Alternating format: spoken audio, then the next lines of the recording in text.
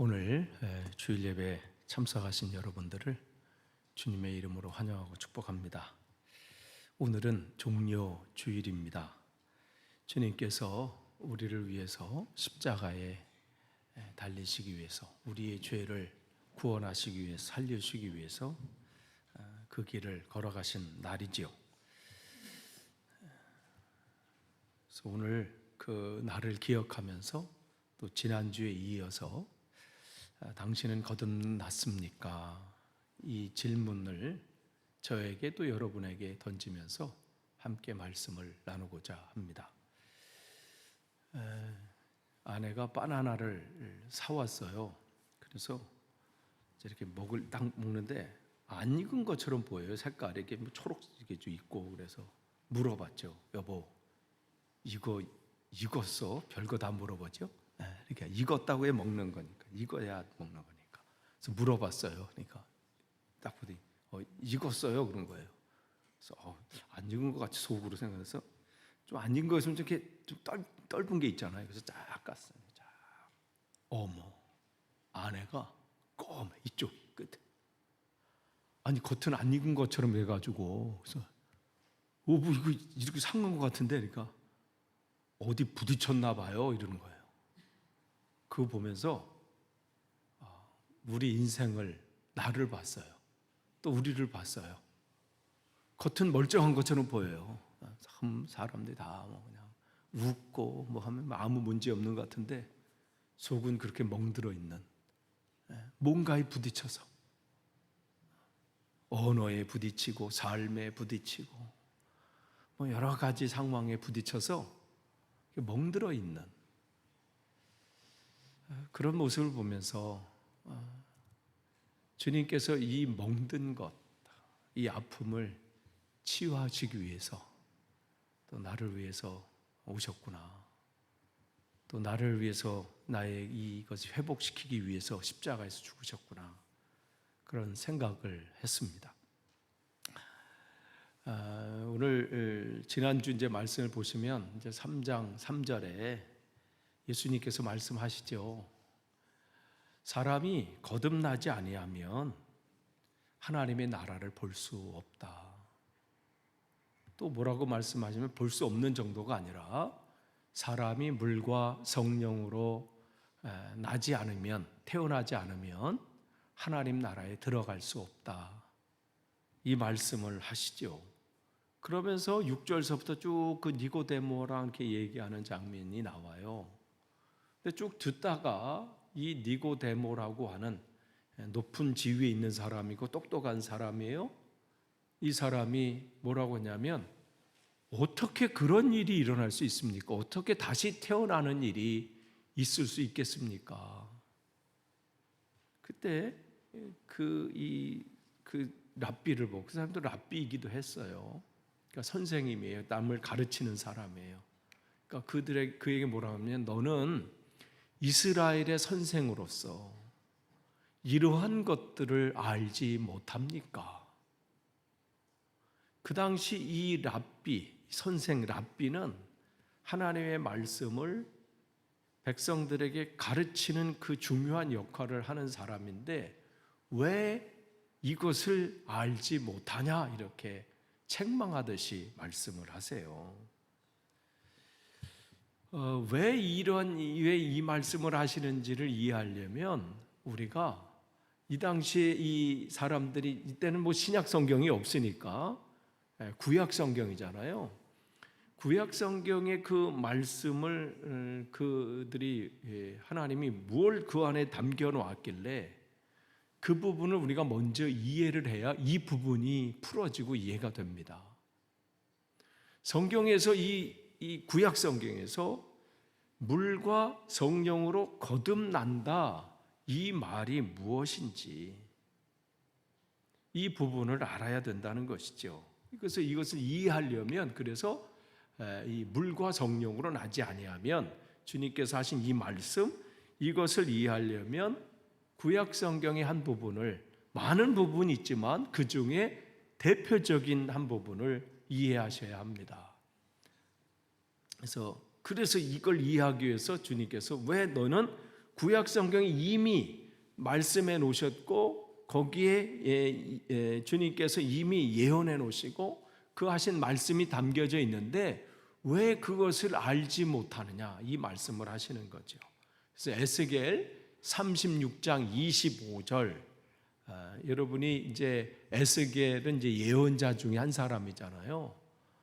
이제 그 중에 이제 바벨론으로 포로로 잡혀갔을 때 이스라엘의 가장 큰 위기 중에 하나였던 그 바벨론에서의 70년간 그 포로 생활, 그 기간 속에 하나님이 에스겔이라는 하나님의 예언자를 보내서 말씀하시는 것 중에 맑은 물을 너희에게 뿌려서 너희로 정결하게 하되 곧 너희 모든 더러운 것에서와 모든 우상 숭배에서 너희를 정결하게 할 것이며, 이 부분이 하나님이 예언해 놓으신 거예요. 그 다음 26절을 보시면 이게 안 넘어갈까? 넘겨주시죠. 거기서 안 넘어가네.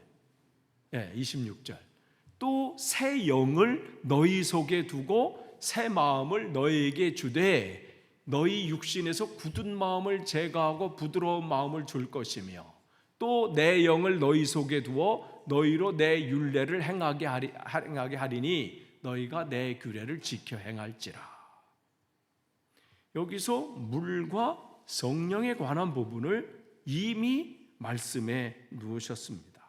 그러니까 여기서 물이라고, 여기 지금 에스겔이 말하고 있는 그 물이라고 하는 부분은 자기가 그전까지 하나님 앞에 온전히 서지 못한 자기의 죄에 대해서 씻음을 받아야 된다는 부분을 얘기하는 것이고, 그 다음에 영이라고 해서 스피릿, 영이라고 하는 예부는 씻음을 받았지만 그 다음엔 우리의 힘으로 그렇게 살아갈 수 없다는 거예요.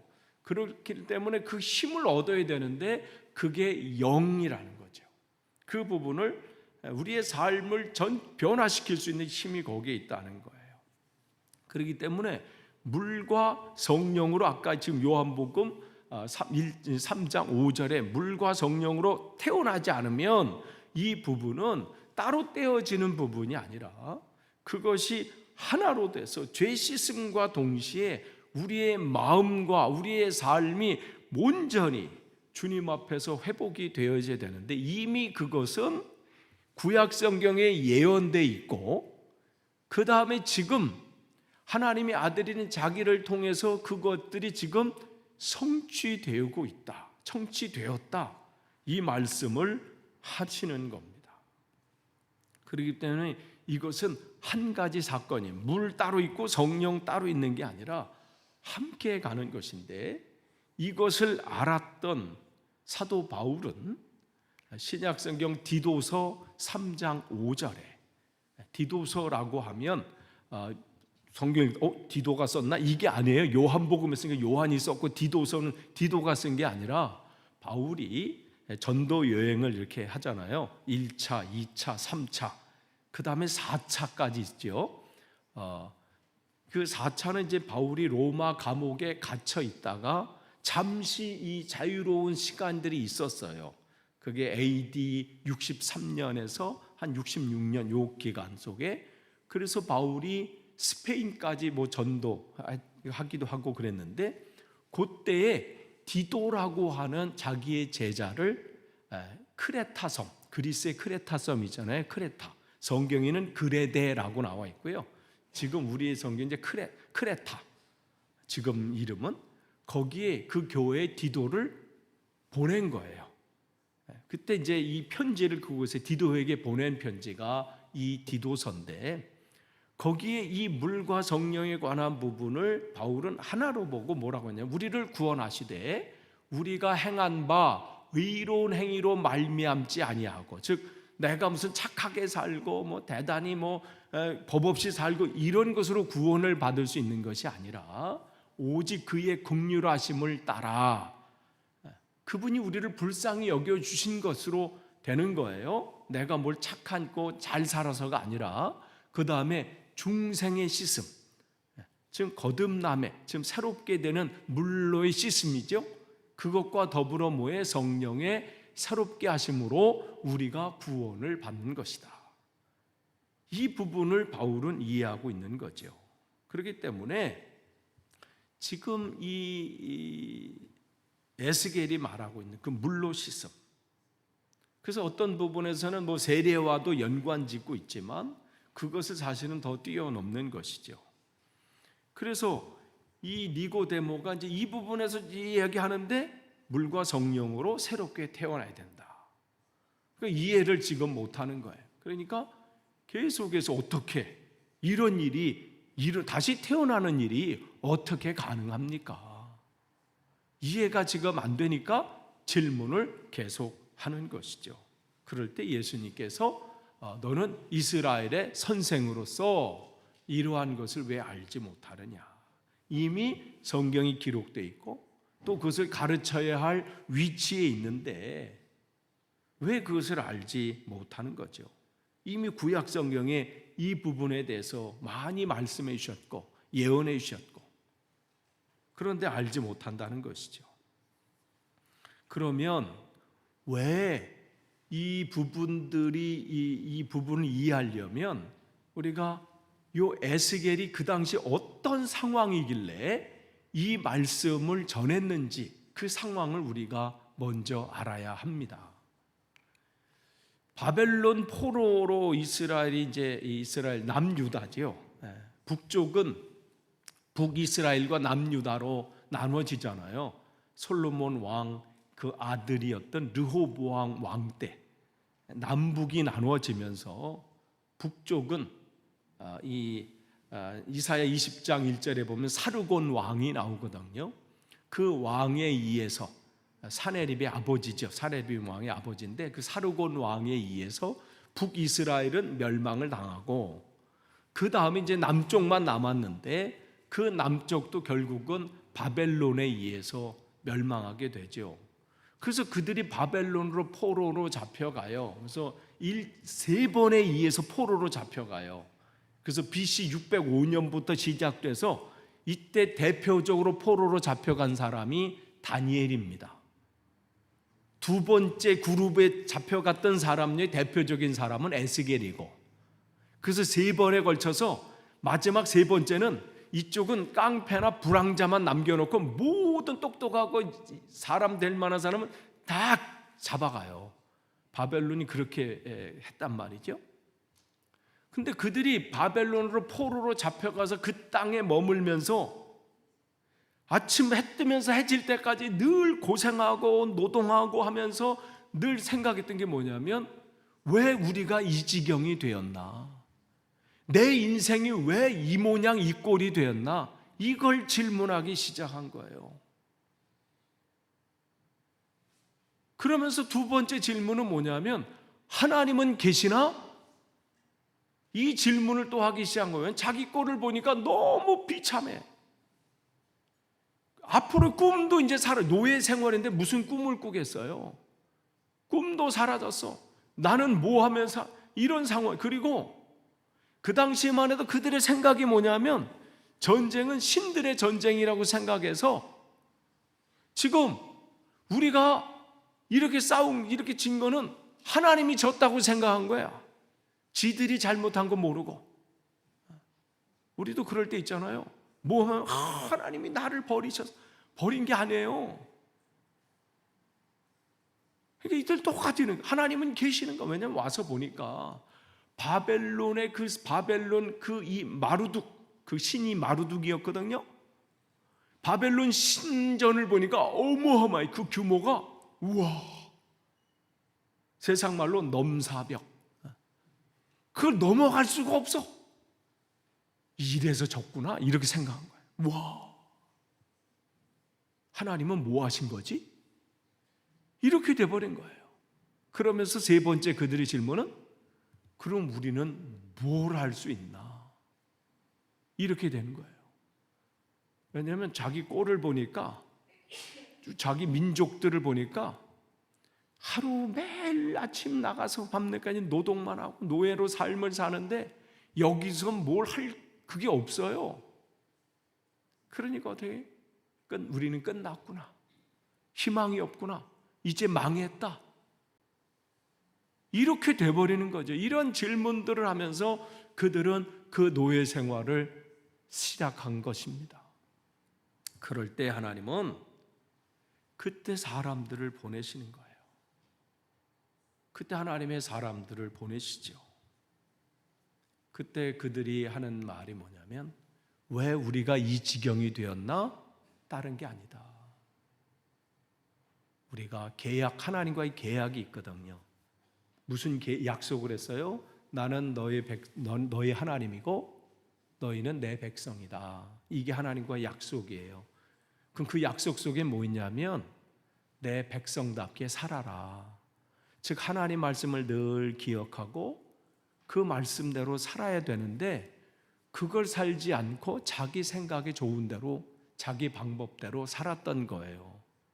그거를 하나님의 사람들을 보내서, 대표적인 사람이 예레미야, 에스겔 뭐 이러한 사람들을 보내서 하나님께서 말씀을 깨우쳐 주시는 거예요. 특별히 그들이 그때 읽었던 성경이 구약 성경이 신명기입니다. 그 신명기서를 계속해서 가르치는 거예요. 하나님이 이미 말씀해 주지 않았느냐?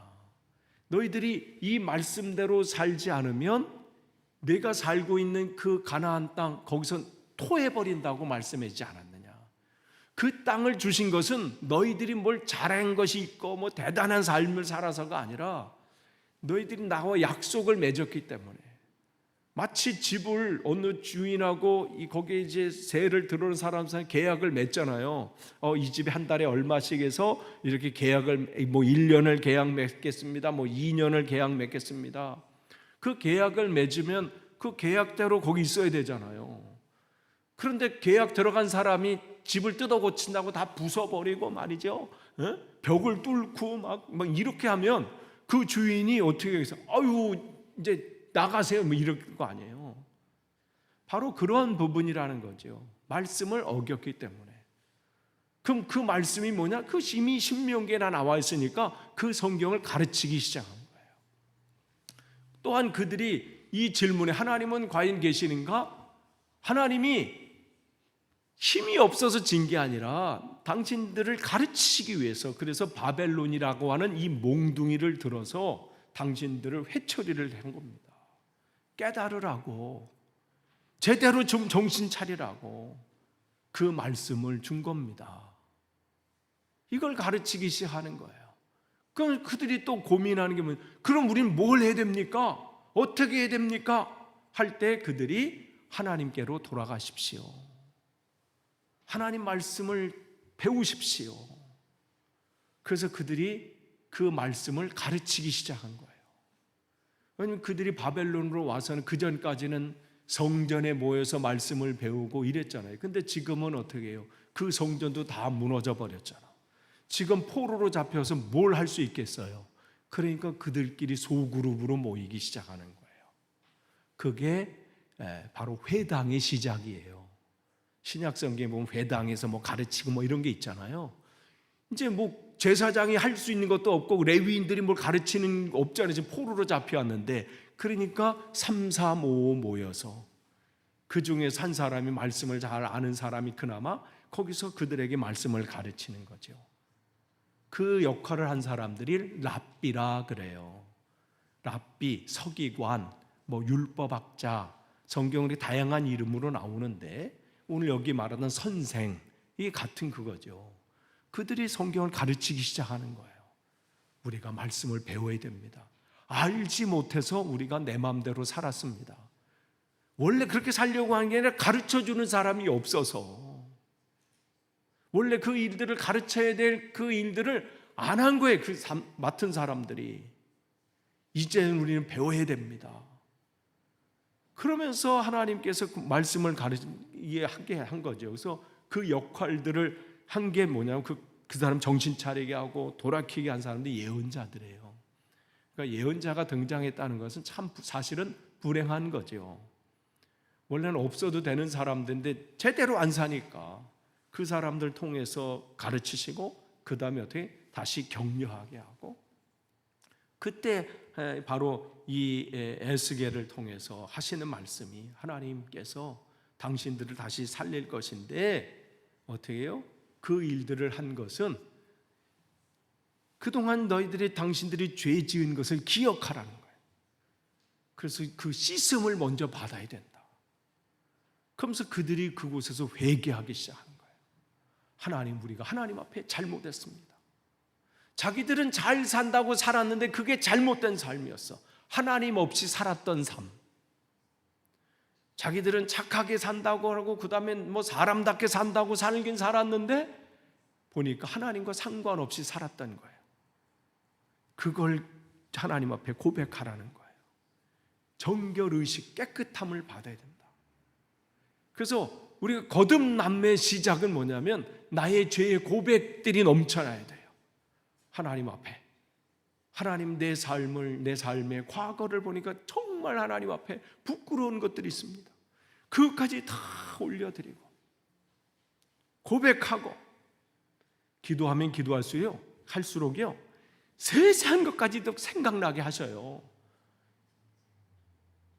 처음에는 뭐 별거 없는 나 정도 뭐 괜찮은 삶을 살은 것 같아 이렇게 했는데 막상 하나님 앞에 내 삶을 고백하기 시작하니까요,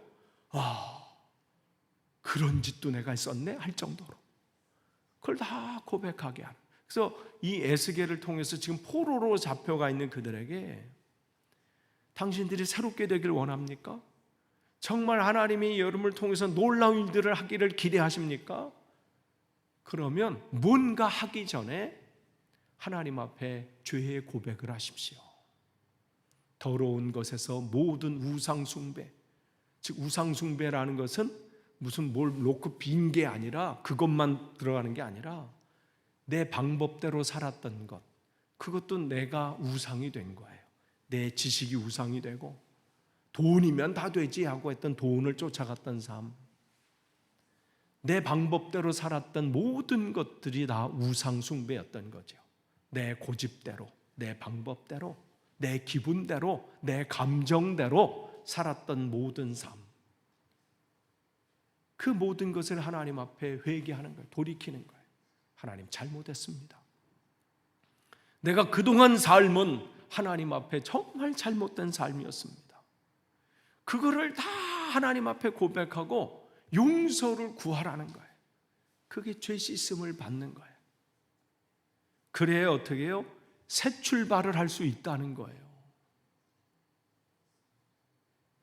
온 몸에 확투성이 돼서, 그나마 여기 영국에 오니까 뭐 그렇게 뭐 흙바닥 뭐 물화도 뭐 그렇게 별로 없는 것 같은데, 제가 여주에서 여주 강천면 여주 강천면 감메리 458번지에 살 때는 흙바닥이 옆에 비만 조금 오면요 그냥 난리도 아니야. 시뻘건 흙 막.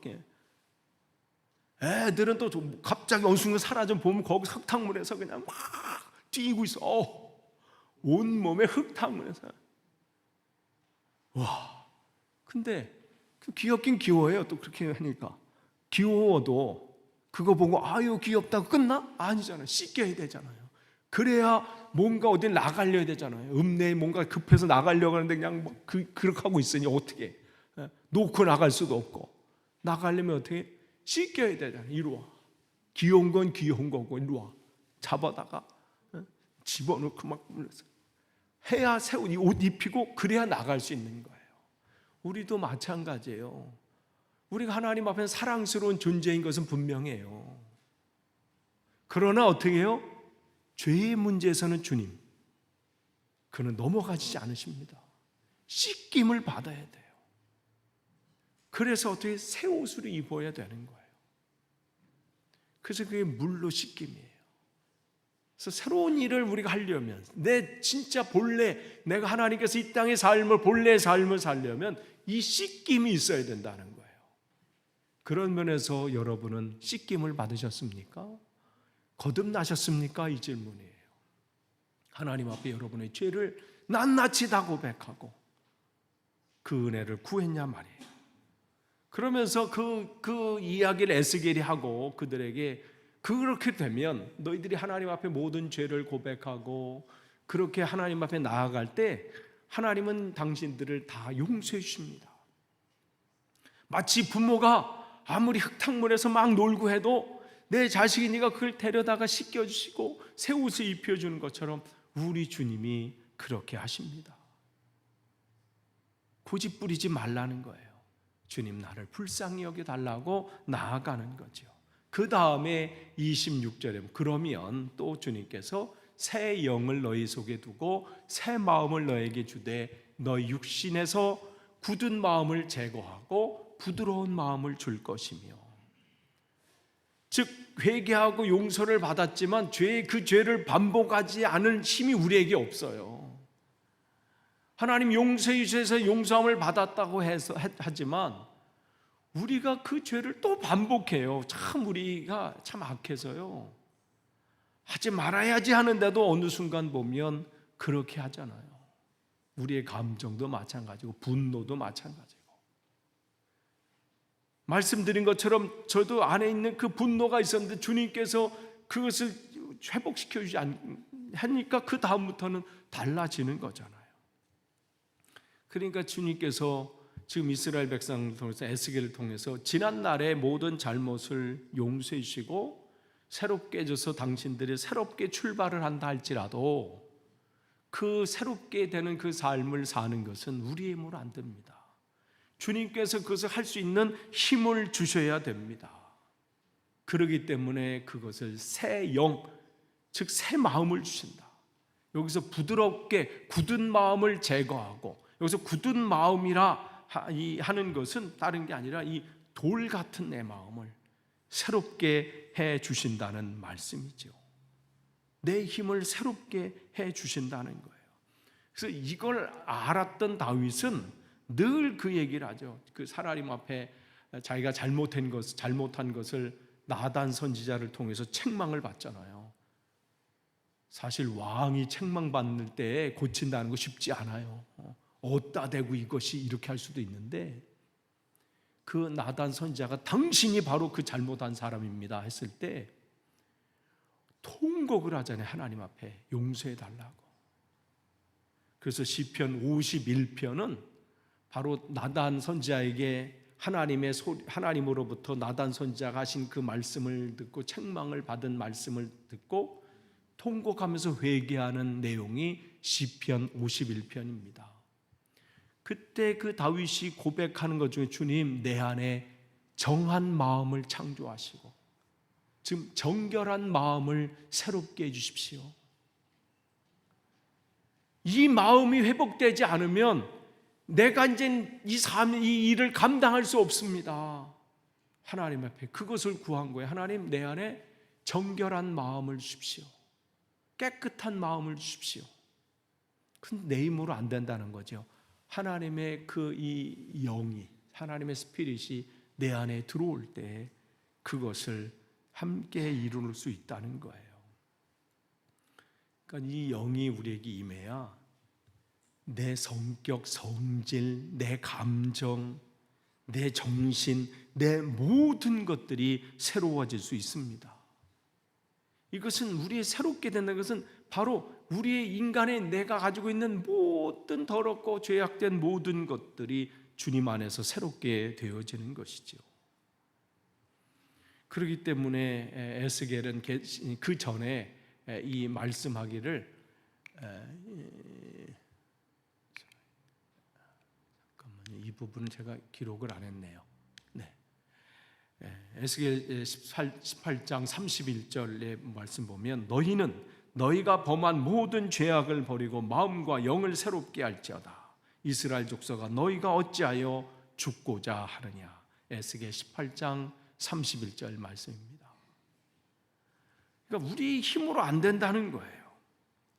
하나님이 기쁘시고 새롭게 하는 마음, 그 일들은 우리 힘으로 안 된다는 것이죠. 그래서 굳은 마음을 제거하라. 즉 너희 안에 돌이 있다는 거예요. 박혀있는 돌이 있다는 거예요. 그것을 제거하고 하나님의 영이 너에게 오면 그것이 제거해지고 부드러운 마음을 주신다는 겁니다.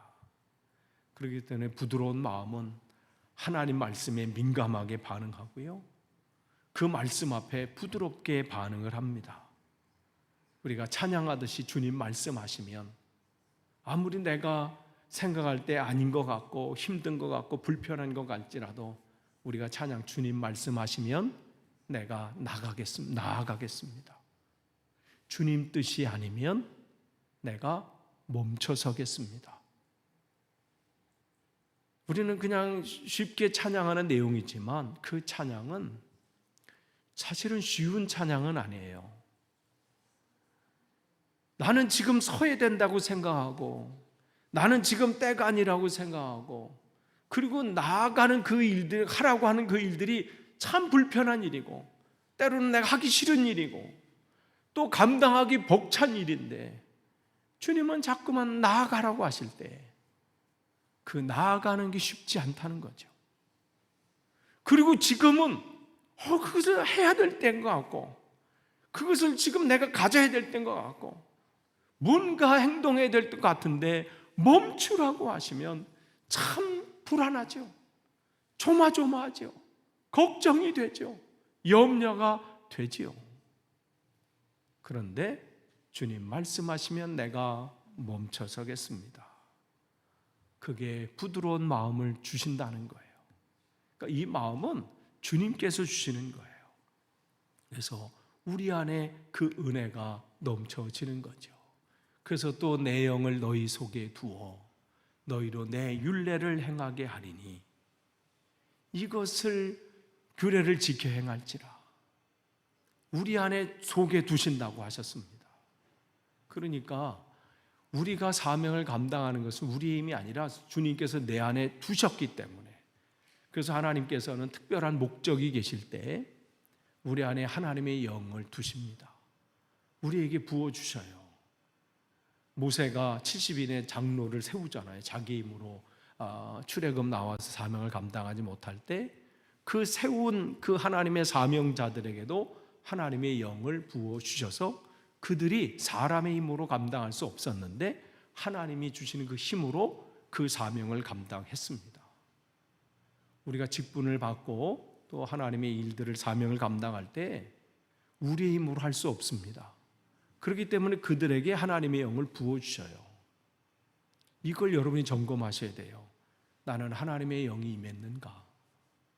이게 거듭남의 표시예요. 왜 내 힘으로 하면요 조금 하다가 지쳐서 끝나요. 근데 하나님의 영으로 그 일들을 하게 되면 지치지 않아요. 왜? 하게 하시니까. 사무엘이 다윗을 왕으로 세울 때 하나님이 그에게 먼저 행하신 일이 뭐예요? 하나님의 영을, 하나님의 그 능력이죠. 그 영을 다윗에게 주신 것. 그건 동일하게 일어나는 일들이에요. 성막을 건축할 때도 마찬가지예요. 성전을 건축할 때도 그 건축하는 그 사람들, 뭐 부살렐이나 오홀리압이든지 그 사람들, 그 대표적으로 하는 그 청년들이 그 사명을 감당할 때 동일한 은혜는 뭐예요? 하나님의 영이 그에게 임했다. 즉 하나님이 그에게 능력을 주셨다. 이 은혜가 그에게 있기 때문에 그 사명을 감당했습니다. 그건 성경이 동일해요. 사사기에 나오는 기드온이라는 사사도 있잖아요. 그 사명 감당할 때 하나님의 영을 그에게 부어주셨다. 예수님의 제자들도 안 그런 거예요? 마찬가지잖아요. 그들에게 하나님의 성령이 임했을 때 그들이 그 직분을, 사명을 감당할 수 있었어요. 그리스도인으로 살아가는 거 교회만 다닌다고 살아갈 수 없어요. 그러니까 어떻게 사람들한테 욕만 먹는 거예요. 교회 다니는 사람 왜 저러냐. 그럴 수밖에 없는 게 왜 그래요? 하나님의 영이 그에게 임하지 않으니까 여전히 자기 방법대로 사는 거예요. 자기 감정대로, 자기 방법대로, 예전에 자기가 살던 그 성질대로. 성질하면 별로 이렇게 안 나와. 성질해야 좀 강했잖아요. 그렇게 사는 거예요. 하나님의 영이 그를 다스릴 때 그게 바뀌어지는 거거든요. 그래서 계속해서 주님께서는 이 36장을 넘어서 에스겔의 37장을 통해서도 내가 내 영을 너희 속에 두어 너를 살아나게 하리라 이 말씀을 하시는 거예요. 그렇기 때문에 성경 전체는 바로 이 얘기들 나와요. 그러면서 이 30장 이후에 나오는 얘기가 뭐예요? 에스겔 그 마른 뼈 그 비유 있잖아요. 그 환상, 그게 여기서부터 쭉 나오는 거예요. 너희들이 지금 이 마른 뼈와 같은 그러한 인생이라는 거예요. 아무리 죄를 회개하고 하나님 뭐 했지만 너희들은 그 뼈와 같다. 그렇기 때문에 어떻게 해요? 너희들은 네가 살아날 수가 없다는 거죠. 그래서 하나님의 영이 너에게 임하면 너희 안에 어떻게 뼈가 다시 붙고 살이 붙고 힘줄이 생기고 힘이 생겨서 너희 인생을 새롭게 살 수 있다, 이 말씀을 하시는 겁니다. 그러면서 성경은 끊임없이 내가 하는 것이다. 내가. 성경 기억하세요? 내가 주시는 거예요. 하나님이 주시는 거예요. 그래서 여러분 사모하셔야 돼요. 하나님의 영이 내게 임하기를. 그래서 제자들은, 그 예수님의 제자들은 끊임없이 이 은혜를 구했던 거예요. 이걸 구하기 전까지는 어떻게 했어요? 열심히 자기 방법대로 했는데 늘 실패했잖아.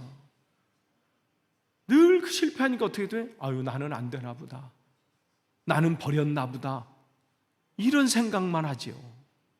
근데 사모했을 때 채워주시지요. 요한복음 3장 5절 이 말씀 이제 끝을 맺습니다.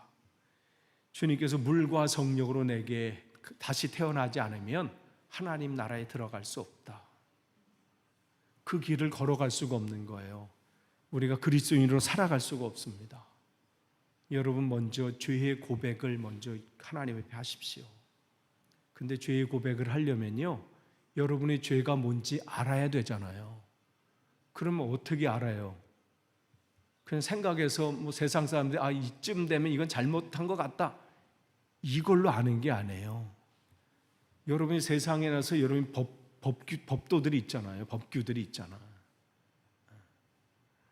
신호등은 운전할 때 뭐 이런 것들이 있잖아요. 이럴 때는 이렇게 서야 되고, 빨간 불일 때는 서야 되고, 파란 불, 뭐 초록 불일 때는 뭐 가야 되고, 뭐 이러한 것들이 쭉 있잖아요. 그런 것처럼 우리도 그걸 알려면 어떻게 해요? 그래서 성경을 읽는 거예요. 여러분 신앙생활을 이제 시작하시는 분들, 여러분 하나님의 말씀을 여러분 먼저 읽으십시오.